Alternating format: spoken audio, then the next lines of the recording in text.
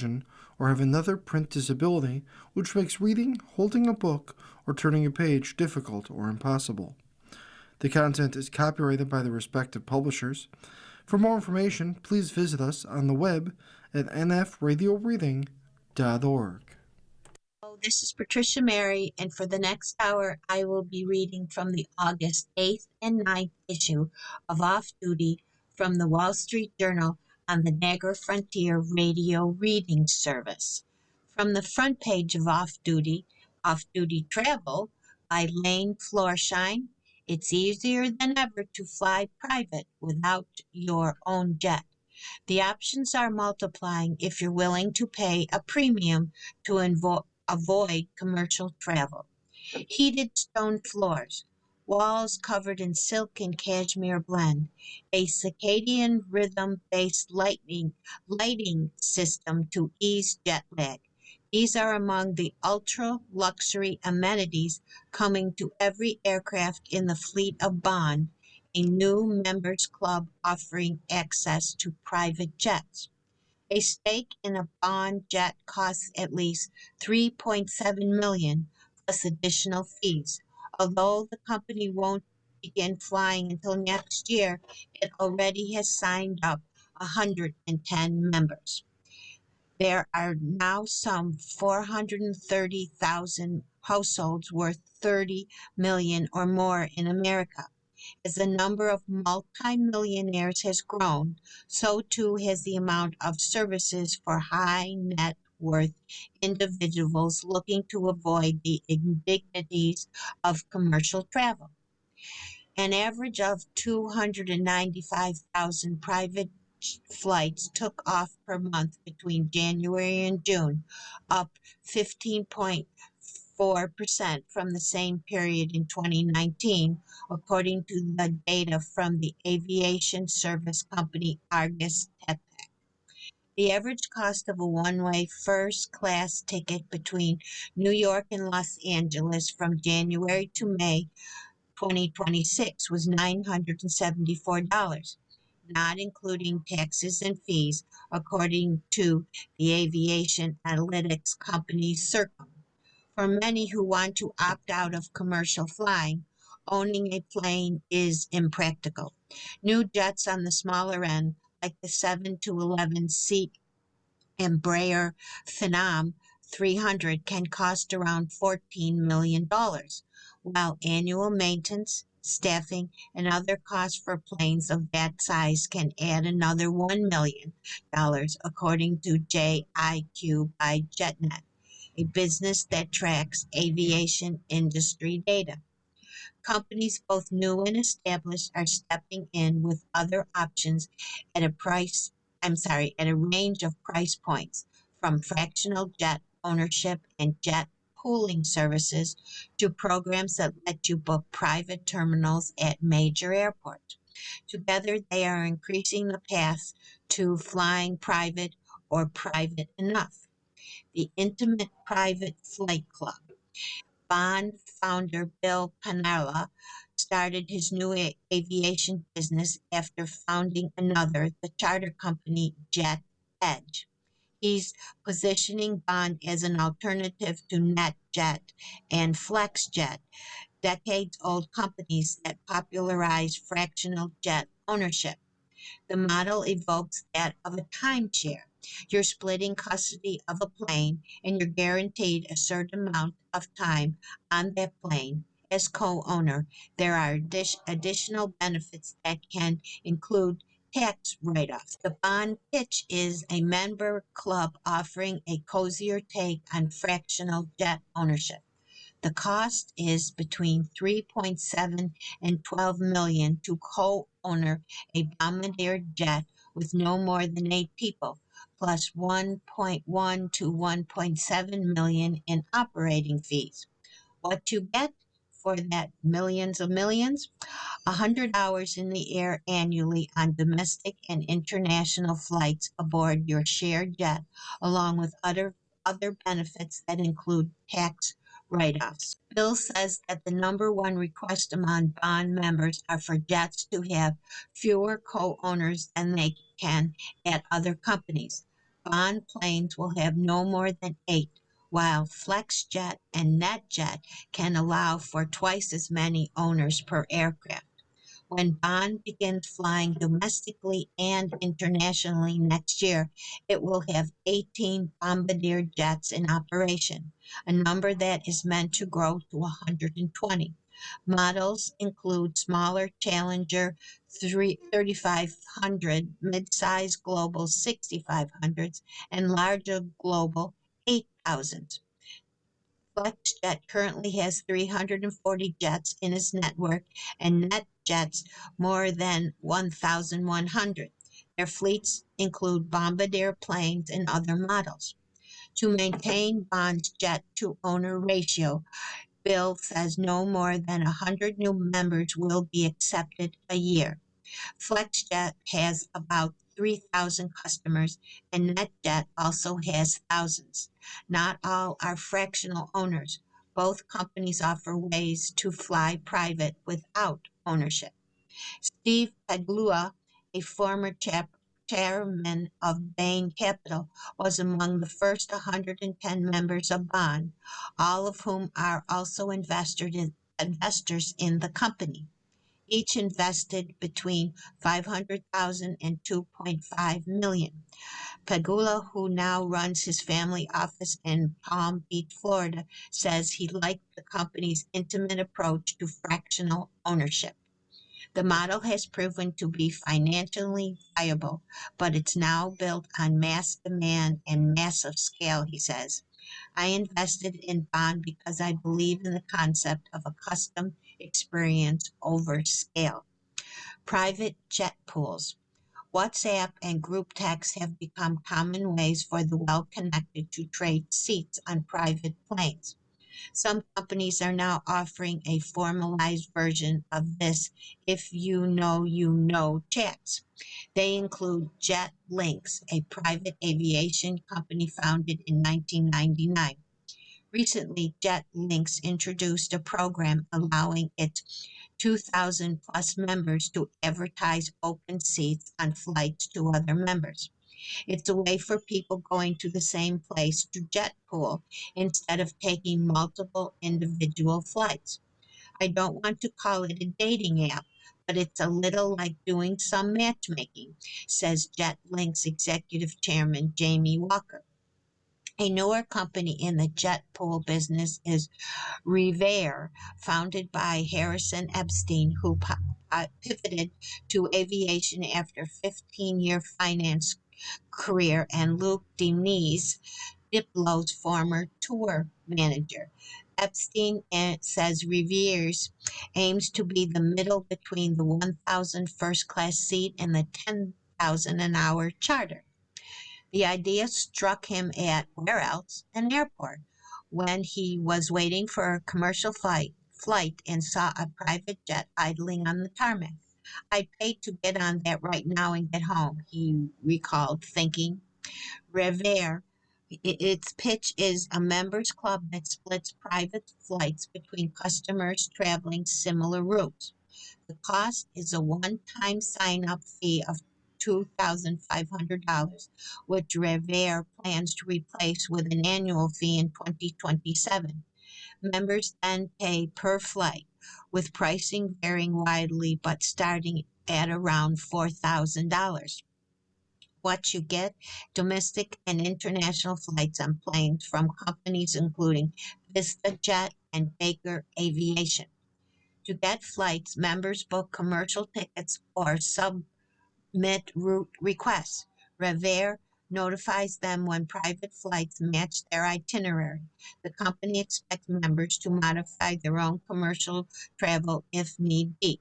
Sometimes flights are shared, other times members fly solo, like when their itinerary aligns with that of an empty jet.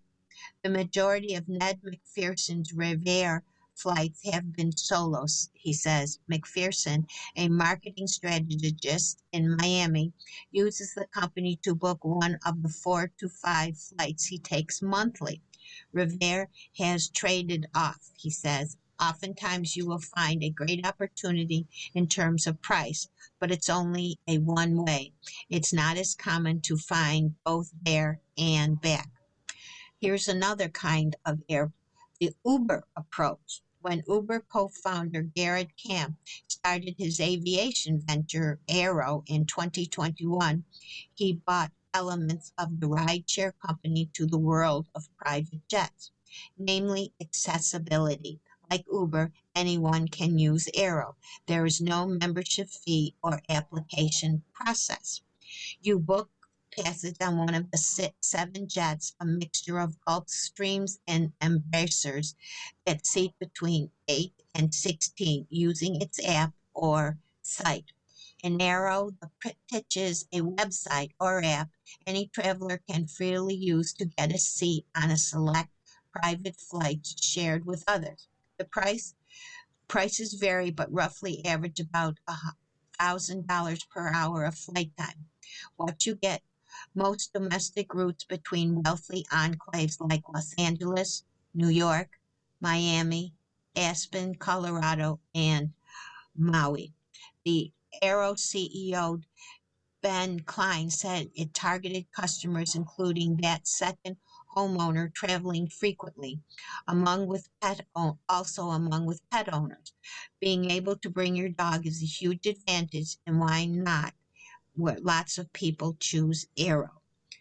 Elisa Levy frequent books Aero flights between her homes in Los Angeles and Aspen. She said the company makes it easy to modify reservations and that accommodates various luggage. You can bring difficult items like a bike, said Levy, a retiree. We've bought framed paintings in a box. The private oasis for commercial flyers. A basic draw of private jet travel is avoiding chaotic commercial airports. That is what PS specializes in. Anyone with a commercial ticket can book its private terminals at major airports in Los Angeles, Miami, Dallas, and Atlanta. PS facilities have shared lounges and private suites, as well as their own TSA agents. Customers are often greeted with champagne and caviar and pampered with gourmet meals and massage treatments. When it's time to board your flight, a driver whisks you directly to the plane in a BMW. The pitch is a network of private terminals at select U.S. airports where commercial travelers can check in and wait for flights away from the masses. An annual membership fee ranges from $1,250 to $4,800. Members then pay per booking, starting at $895. Non-members can also book terminals starting at $1,295 per visit. What you get: TSA with no lines and other amenities, including massages and being chauffeured to your commercial plane. Sivan Parekh, the CEO of a tech company in New York, got a free PS booking through his credit card. He wasn't sure if he'd paid to go back. For the cost of entry for his family, he might rather book a suite at a luxury hotel instead, or you can stay there for 3 hours before your flight, he says. Joshua Davis, a concierge stylist and PS member in Atlanta, appreciates the company's small touches, like the refrigerator filled with bottled matcha, juices, and water waiting just past security. While PS users' final destinations are commercial flights, the company is banking on travelers splurging for a few hours away from the masses. Privacy is a kind of the ultimate luxury, says PS CEO Amina Porter. You are listening to the reading of articles and features from Off Duty from the Wall Street Journal on the Niagara Frontier Radio Reading Service. From the fashion page, why women should wear chunky watches. Slim watches are prized for their delicacy, but big ones convey a different kind of femininity. Here's how one fan pulls it off. And this is by Rachel Perry. At the Watches and Wonders show I attended earlier this year, including brands Bulgaria, Felipe, Piaget, and Hermes rolled out tiny new timepieces or smaller versions of similar models. It was the fair's biggest little trend. The 40 millimeter stainless steel and black Rolex Submariner on my wrist made me sense I was out of step with what was in style. That chunkier watch, my ideal size, was the same one worn by my dad. Though less enormous than others, it still takes over my wrist. Its heft conveys steadiness, nerve, and a certain presence. Where I wear the watch, it enters a room a fraction of the second before I do. Even as some companies are pushing scaled down versions into the spotlight, other brands have resisted the shrinkage taking over the industry. Known for pieces with grand proportions, Panariev's smallest watches measures 38 millimeters from one side of the face to the other, a size many competitors would still call big. A representative for the brand told me that many of its female clients are gravitating towards even heftier models, some with cases as large as 44 millimeter. I understand why those women would choose watches that size. If diminutive watches function as a tasteful punctuation mark, chunky ones announce a desire to be feminine without being delicate. Think of them like statement shoes, a single accessory that can add personality to simple outfits. I like to wear mine over the cuff of a dress shirt, almost like a bangle, or with clothes that play up the tension between feminine and masculine. An oversized button down layered over a t shirt with a full midi skirt and ballet flats, for examples, or a sleek ankle length dress. There is something alluring between the juxtaposition of a large diving watch against a streamlined LBB and heels, particularly when you have no intention of descending any deeper into a subway station. I had a selection of substantial watches sleek enough to wear every day. Now there's a great big watch, but it's pretty expensive. It has a Arabic dial watch. It has Arabic numbers instead of English numbers. It sells for $2,750 and it measures 41 millimeters. Here is a Seiko, and again, it this time the numbers are Roman numerals, and it's the Japanese garden watch. It sells for $650, and it's 41.8 millimeters across. Even bigger is a 42 millimeter one, which is a chromographic annual edition watch, and it is 42 millimeters wide, but the price is $10,000. Still bigger is a 43 millimeter watch. It's a Timex, and it's Harborside Coast multifunction watch, and it has a good price of $150. It has one, two, three different sections on the face, and it doesn't have any numbers. It just has symbols. The biggest is a 44 millimeter watch, and it's a Panerai Luminator Marine watch, and it is again pricey. It sells for $9,500, and it's 44 millimeters wide at the face. It has a 12, a 9, and a 6 for their numbers. From the food and drink page, I traded coffee for energy drinks and nearly lost my mind. Inside my work week buzzing on Celsius and other caffeine loaded beverages that promise to help drinkers optimize their lives. And this is by Jamie Waters. I have such a high caffeine tolerance, I announced to my partner as I cracked open a can of Celsius. These probably won't really affect me. I'm a coffee addict. As an Australian, it's required by law. I down 3 iced lattes daily, a habit I refuse to break even as my bank account grows.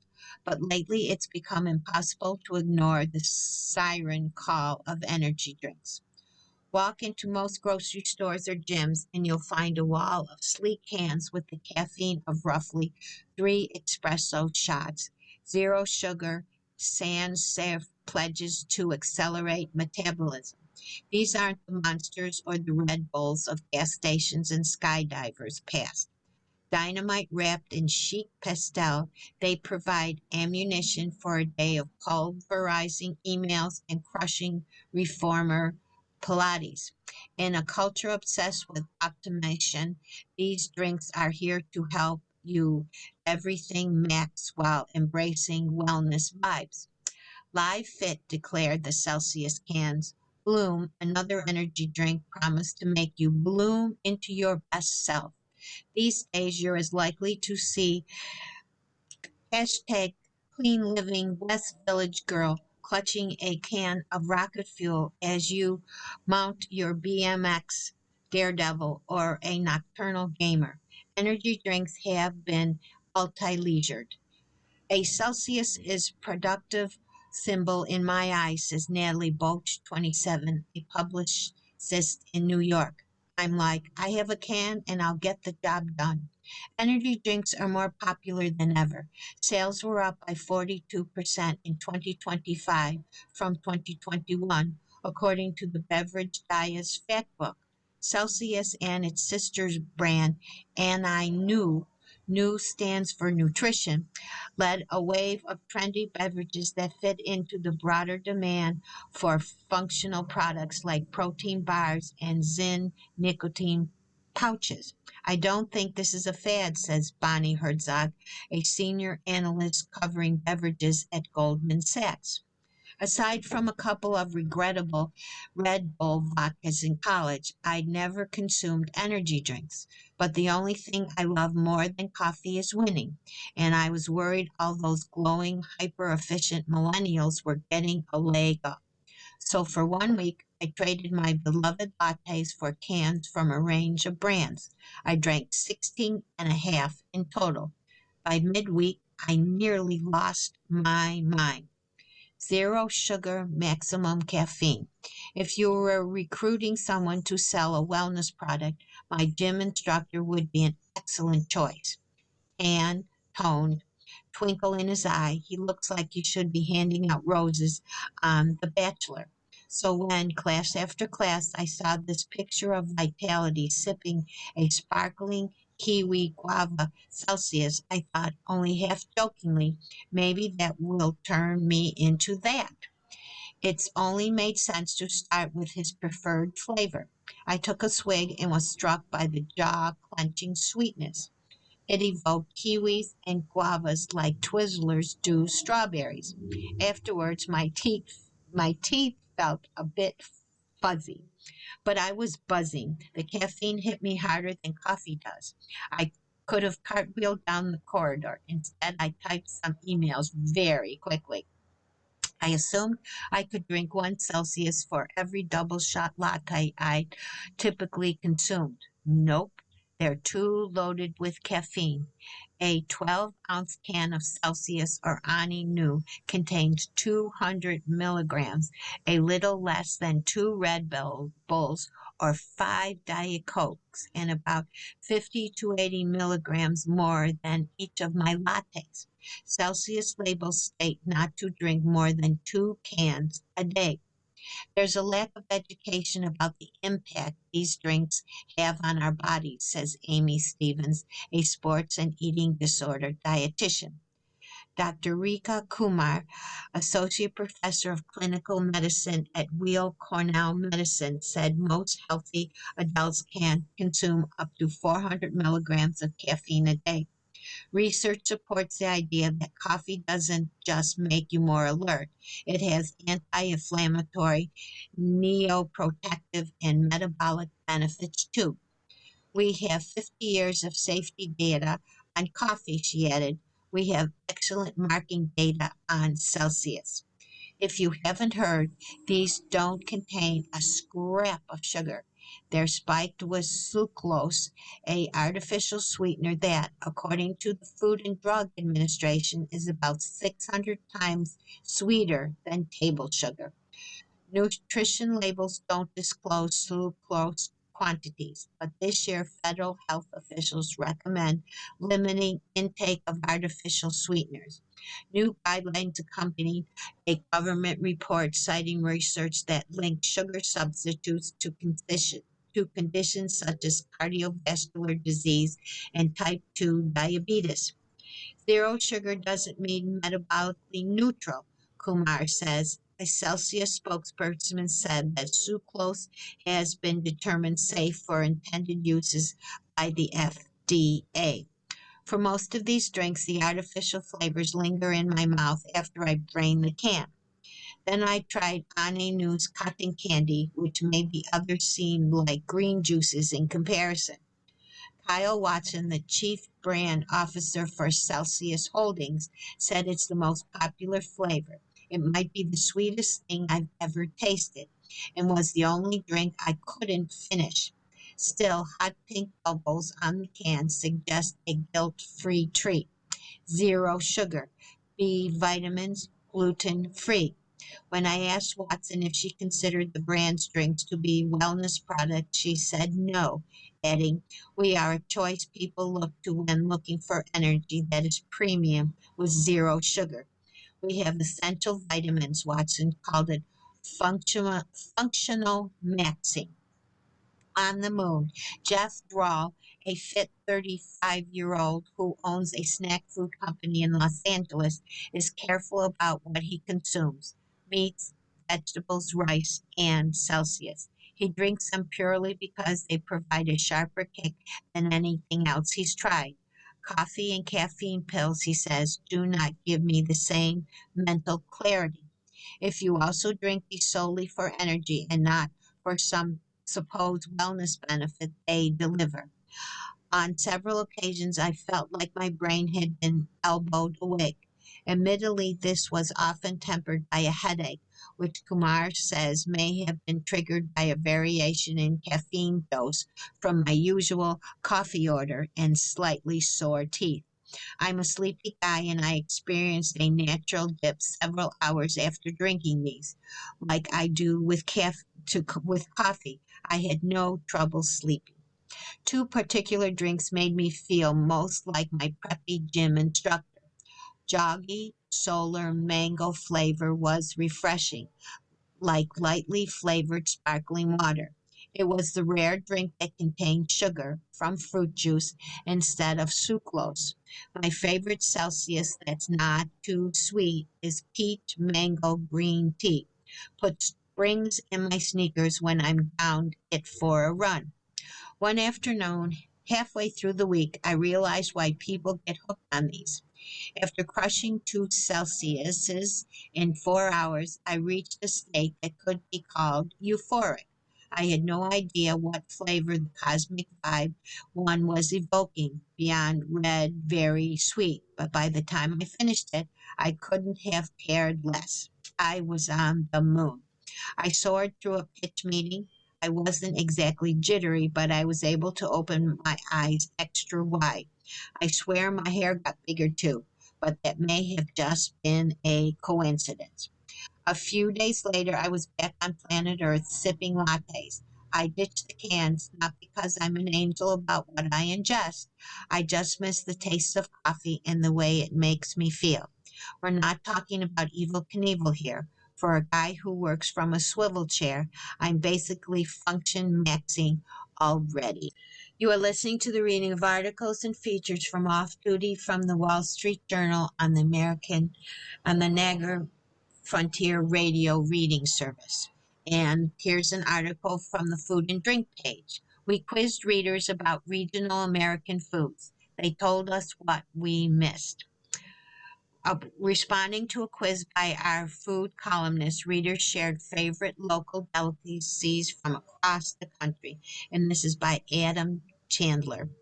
The Sloppy Joe at Town Hall Delicatessen in South Orange, New Jersey, isn't the textbook version you're probably imagining.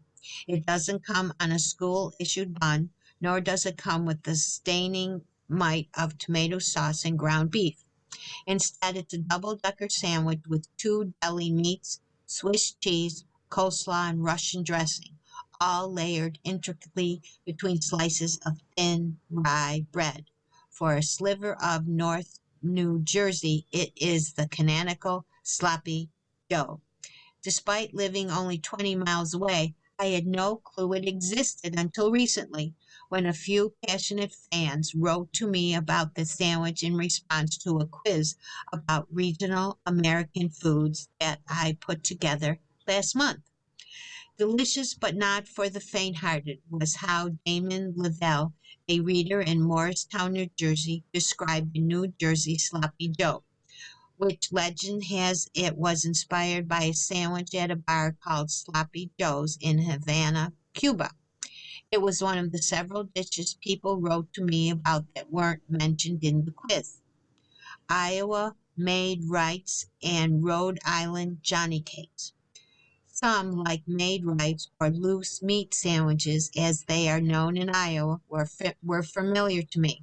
Staples at taverns across the state, made rice more closely resembled the sloppy Joe of school lunchrooms. The ground beef sandwiches are served on a soft bun topped with mustard, pickle, and raw onions. Johnny Cakes, Rhode Island's famous cornmeal pancakes, were another dish mentioned by readers that I have gotten to enjoy. My family has roots in the state, so I know that Johnny Cakes is the preferred spelling by some purists. Midwestern casseroles. Some Ohioans have been adamant that I try their state's Johnny dish, the Johnny Maserati, a decadent casserole with ground beef, sausage, pasta, tomato sauce, and cheese. Linked to Columbus, Ohio, it is representative of the broader casserole culture in the Midwest, and a main course that could be followed by a second Ohio delicacy readers told me about. Buckeyes, the state's fudgy peanut butter and chocolate sweet. Those are amazing. Another Midwestern casserole praised by more than one reader was the hot dish, Minnesota's official comfort food with no official recipe. Most versions call for ground beef, vegetables, can of condensed cream soup, mushroom or chicken, and tater tot topping, but it's also served deep fried on a stick at the Minnesota's annual state fair.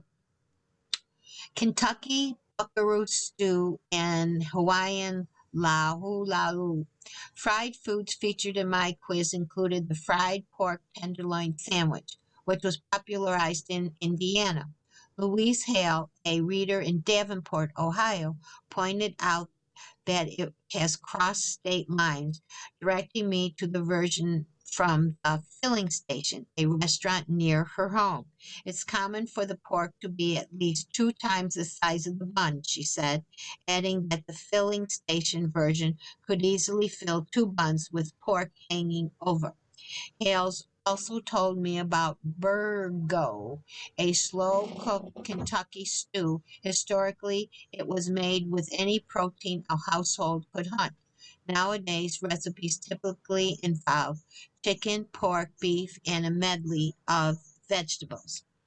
The furthest flung food mentioned in the buffet of emails I received was luau luau, Hawaii's pork and fish dish that is wrapped and steamed in taro leaves. As much as I wanted to hop on a plane from New York to try it, my editor and I settled on a shorter trek to New Jersey to start with its sloppy Joe. Like many of America's regional dishes, the Garden State sandwich feels stubbornly fixed in tradition. While popular versions use turkey, roast beef, pastrami, and other deli meats, the original version on offer at the 99-year-old Town Hall Delicatessen is still made with ham and beef tongue. The latter is increasingly hard to find these days, and that's exactly what made the trip worth it. From the design page, how a mid-century home was saved after a bad 1980s renovation. Removing the 80s era renovation allowed a Nevada home original architecture to take center stage. And this is by Kelsey Mulvey. Laura and Brent Harsh's mid-century style house in Nevada near Lake Tahoe was built in the 1970s. But when the couple bought the home in 2019, much of its charm had been lost to a 1980s renovation involving shades of bay and lot of dynasty-era mirrors. The home before was piecemealed together, said Laura, a former educator who now helps her attorney husband run his legal office. It was a strange layout and not functional. The specs, it was built in 1972. The location is Nevada, about 45 minutes from Lake Tahoe. The main house is 3,898 square feet. It has 3 bedrooms and 3.5 bathrooms. Renovation time, it took about 3 years. The couple had initially been attracted to the house for its welcoming feeling. That was a quantity that the Harshes, who have 2 teenage children, wanted to retain. They sought out an interior designer to restore the residence to its former glory while introducing modern touches that complemented its low slung profile and angular roofline. For the job, they hired Chloe Lagarce of Boxwood Avenue Interiors, who design firms have offices in Reno, Nevada, and Paris. Her first step, removing the 80s era renovation to allow the home's original architecture to take center stage. I look at the bones so that the interior feels unified, Largus says. Here's a room by room breakdown of the revamp, which took about 3 years to complete. The atrium. Raised planters original to the home's atrium were a big inspiration for the entire renovation. The greenery of the plants set the mood, Largus says. We wanted to incorporate an indoor-outdoor feeling, but the planters' pale, slump-stone sides made them look dated. They covered them with high-density fiber cement panels topped with black granite, about $22,000 in material. A project overseen by MD Construction, a custom home builder in Tupic, California. The living room. We wanted comfort, Laura said. Everything that we selected needed to fill the desire of a good, homey feeling. A walnut flanked ceiling helped cozy up the living room. It really grounded the space and helped give the home a nestled feeling, Largus said. The dining room and the kitchen. A dark wood of the living room extended to the adjacent dining room as well as to the home's kitchen. Both spaces featured sculptor Jamie Maxwell Winterburt lights, $42,000 for the dining room fixtures, as well as celebratory windows and skylights. Vargas designed each with the harshest day-to-day routines in mind, especially meals with their children. The kitchen needed to be incredibly functional because they love to cook and spend time together, Vargas said. The whole goal from the beginning was to restore it, Vargas said. When you walk in this home, you feel like you can just breathe. They changed everything. They seemed to change all of the light colors and the light wood into dark wood in all of the rooms of the house. You're listening to the reading of articles and features from Off Duty from the Wall Street Journal on the Niagara Frontier Radio Reading Service. From the Rumble Seat by Dan Neal, America's favorite compact SUV just ditched the gas only option. By eliminating gas only models and fixing a few hybrid annoyances, Toyota's RAV4 proves that improved fuel economy doesn't mean sacrificing performance. Again, by Dan Neal. You want relevance? Here it is, folks, the one that matters. Our guest represents the 6th design generation of the Toyota RAV4 compact SUV, the perennial sales leader in its segment and one of the best-selling, most trusted family vehicles in the U.S. Bentleys and Lotuses are fun for a few, but the RAV4 owns the love of multitudes. The newsy bit, as of model year 2026, all RAV4s are hybrid. RAV4s. Toyota has eliminated the gas-only option. The new RAV4 HEV gets a boost in poke, 336 miles and 326 with forward drive compared to the outgoing hybrid. The other figure of merit, 43 miles per gallon combined for the four-wheel drive. Not bad for a vehicle from the Yeti Cooler School of Design. Built around a 2.5-liter inline-four Addison cycle gas engine, RAV4's hybrid system employs a dual planetary gear set and electronically controlled CVT and two integrated electric motors, one dedicated mostly to propulsion and the other regenerated braking charging of the battery. All-wheel drive models have an independent electric motor on the rear axle for an on-demand all-wheel drive. The RAV4 PHEV, ours in the Woodland Gray, sells for $47,850 as tested. Debuts the company's largest plug-in hybrid iteration. PHEV models come standard with all-wheel drive by way of an independent e-motor on the rear axle, raising system output to a lofty 324 miles per hour. Here, the magic number is all electric range, and EPA is estimated 52 miles. With the more intrepid Woodland, that number falls to 49 miles due to the added drag of the all-terrain tires. As much as I hate to quibble about with the EPA, I easily beat that number during two drain the battery type tests in mixed city and highway driving using normal drive mode. These were quality EV miles too. Typically, PHEVs fire up the engine if the car exceeds the speed or load threshold, or if the traction battery falls below a minimum state of charge, or if the driver asks for full power, even momentarily. This narrow window of operation makes it hard for commuters to take advantage of the PHEV's efficiency, and it really pisses me off.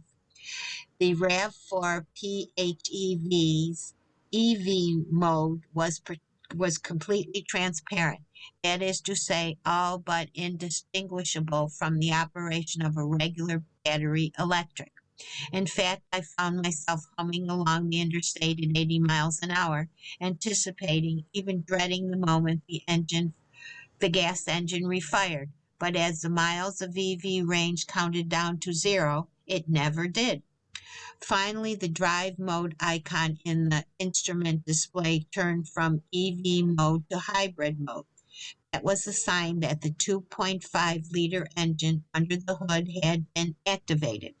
But breezing along at 80 miles an hour, I couldn't hear the engine start, or could I feel it running. Wow, this thing is dead quiet, I thought, and why is my inner voice shouting? Given the price point, I was prepared for some cost-driven choices in the cabin materials and amenities. Toyota did not disappoint. The seats were hard and flat. The audio system is just okay, but the cabin isolation, quiet and refined, are next level. Whatever engine droning and snoozing you might remember from earlier CVT systems has been banished to the phantom zone. I also wanted to acknowledge the heroes who delivered on high-speed wind noise. The squarish contours offer 1,000 places for whistling and buffling to hide. And yet, at 80 miles an hour, wind noise is reduced to a lulling hush. At lower speeds, as in city traffic, you begin to hear the engines whispering, revving in the perpetual background as it simultaneously propels the car and recharges the 22.7 kilowatt battery. But unless you are a practice safecracker, you can't feel it cycling on and off. Put a pin in that. Our woodsy friend is ridiculously quick. With the help of two torquey e-motors, the PHEV comes off the line smartly in EV mode. By the seat of my pants, 0 to 60 mile per hour acceleration feels like 9 seconds, give or take. With the IC motor engaged, the pace picks up heroically.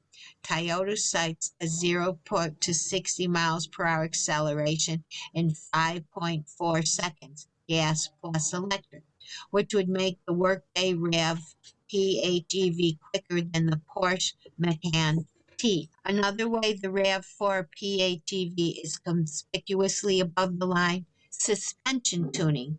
The front McPherson struts and rear multi-link have been upgraded and thoroughly gentified. The ride and road holding compromise is well stuck, with road impacts well damped and muffled, and transient body motion kept in check. The all-terrain tires undo some of its good work. The taller sidewalls mean more deflection and sharp cornering, a less crisp steering response, and a bit more tire noise at highway speeds, but not bad. I have thoughts. It seems obvious that after a couple of years of American public guessing about stop-start systems in their cars, Toyota decided to make the problem go away by making the experience go away. Stop, start, when? Do you hear something? No, you did not. I kind of love that. The maximum effort on NVH also reflects the special challenges involved in engineering a mass product PHEV. In conventional IC-powered cars, the running engine helps mask a host of other unwanted sounds. In an EV or even in a PHEV that spends much of its life in EV mode, those noises step to the experimental foreground. In response, the sixth generation RAV4 was issued an upgrade acoustic armor. Complaints? The RAV4 is to modern suburbia what pork pie hats were to 50s dads. Everybody's got one. Few really look cool wearing them. I tried counting all the RAV4s I saw on the way to the park about 15 minutes away. I gave up when I hit 50, and I was nowhere near the park. I can hardly believe one of the most popular vehicles in America is so dumb looking. The Woodland grade comes with a split hammerhead grill. Grrr, says the Woodland. I'm a bear, I'm a shark, I'm a shark bear. The Woodland also comes equipped with CCS1 charging port with DC fast charging capabilities, allowing charging from 10% to 80% in 35 minutes under ideal conditions, says Toyota. That will literally never happen. Users who aspire to recover the PHEV premium, which sells for $9,600, will have to arrange for home charging, but not much. My humble level 2 32 amp charger had fully recharged the Toyota by the time I got up in the morning, when it again became relevant. The price as tested, what I had already said, was $47,850. It's a plug-in hybrid gas electric using a direct injection. There's an exclusive by Ford. Ford plans a four-door version of the Mustang. The design would be first for the automaker's pony car and possibly broaden its consumer appeal. And this is by Christopher Otts and Ryan Felton. Ford Motor has told car dealers it intends to produce a four-door, gas-powered version of the Mustang for the first time, adding a variant to the pony car that has sold in the millions since 1964, according to people familiar with the matter. The four-door Mustang was shown at a dealer event this year, the people said. It could go on sale before the close of this decade and resemble the current two-door Mustang, one of the people said. Two of the people said the car would have hybrid power. One of the people said it would be a hybrid V8. We do not comment or speculate about future products, a Ford spokesman said. Ford has previously shown a version of the four-door vehicle at an internal event in June, according to another person familiar with the matter. Products plans can change before production.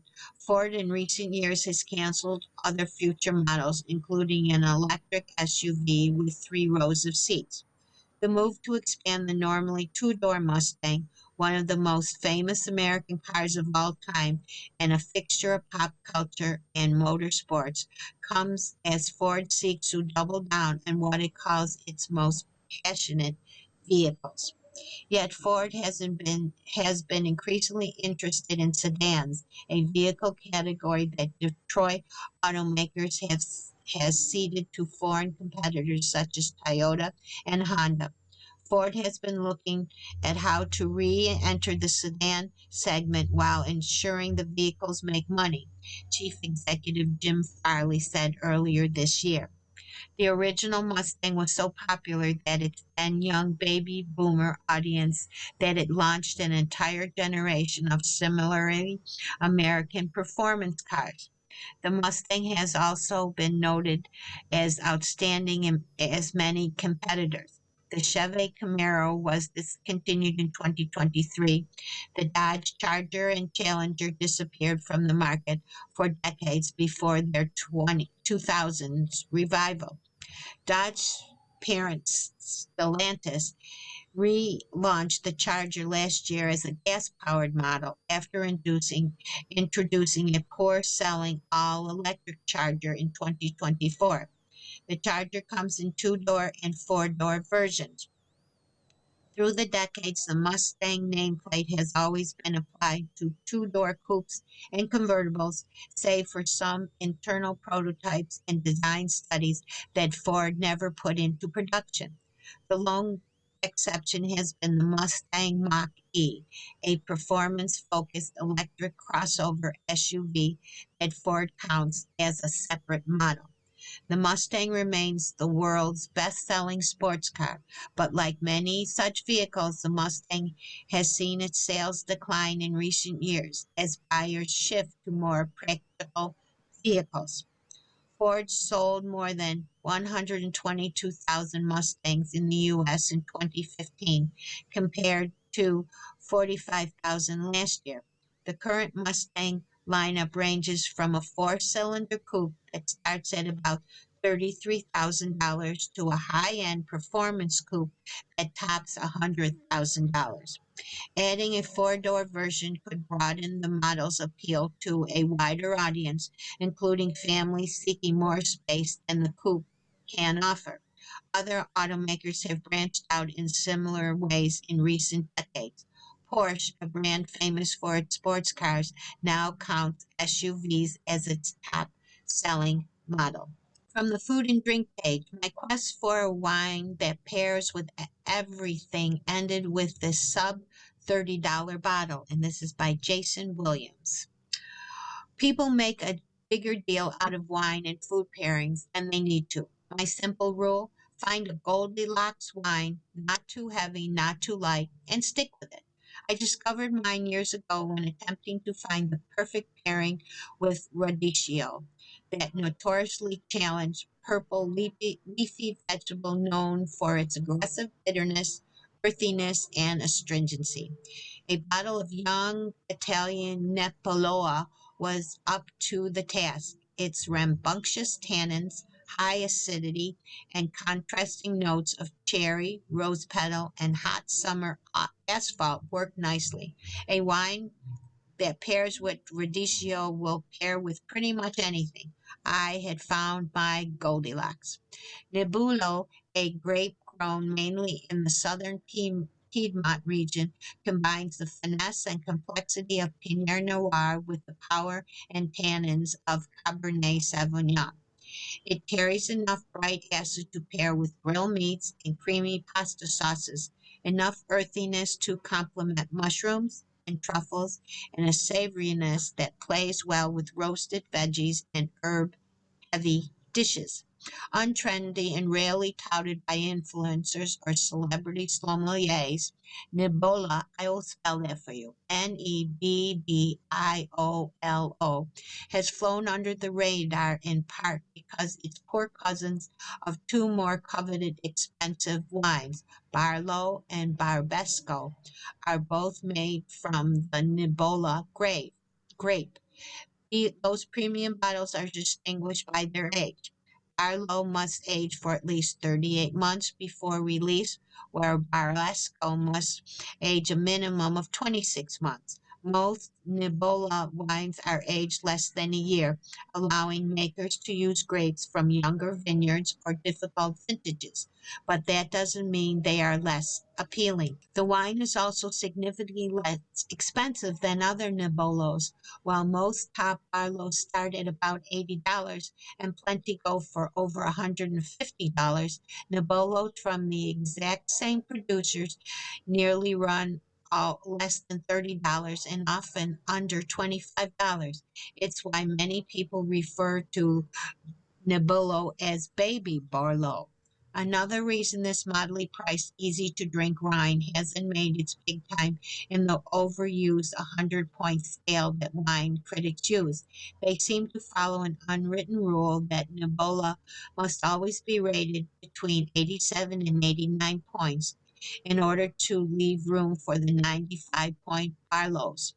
If Nebbiolo were reviewed in any other context where price and value mattered, it would never be rated that low. To put my theory to the test, I've been sharing bottles of Nebbiolo with friends over the past few months. I've served it with skirt steak, pork tenderloin, salmon, eggplant-driven pasta alla norma, and risotto made with fresh, ripe Jersey tomatoes. Even the wine collectors among my friends who swear by hyped Barlows have had to admit that on a summer evening, an accompaniment to a delicious meal and lively conversation, the Nebbiolo hits just right. You have been listening to the reading of articles and features from Saturday, Sunday, August 8th and 9th issue of Off Duty from the Wall Street Journal. We read from Off Duty every Saturday at 8 p.m. Your reader has been Patricia Mary. Thank you for listening. God bless and be safe out there. Coming up next on the Niagara Frontier Radio Reading Service, we have Sports Illustrated. Following that at 10 o'clock is The Athletic, and at 11 o'clock is episode number 11 of Hannah Call Boogie by James Lee Burke. Stay with us for these readings and more.